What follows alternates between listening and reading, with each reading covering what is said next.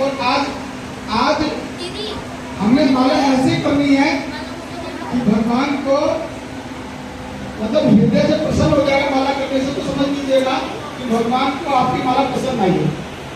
माला ऐसे करनी। देखिए ये जो सुमेरु है ना बेटा, मेरी तरफ देखिए, सब जने देखिए, ये जो सुमेरु वाला है इस पे ये वाली तीसरी होगी, तर्जनी होगी। इसको रखिए आप, आइए कर लिया आपने, उठाइए माला, उठाइए। हाँ, ये जो सुमेरु है ना, ये सुमेरु है, बिल्कुल उसके नीचे कीजिए अपनी उंगली, कर लिया, ठीक है।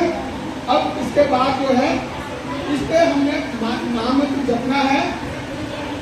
राधेश्याम, मैं विनती करता हूँ आपसे कि कोई भी आपस में बात नहीं करेगा,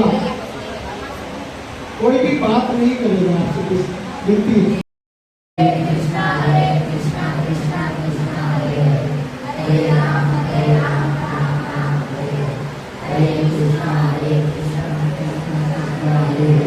हरे राम राम राम हरे कृष्णा कृष्णा कृष्णा हरे हरे, हरे राम राम राम हरे हरे कृष्णा कृष्णा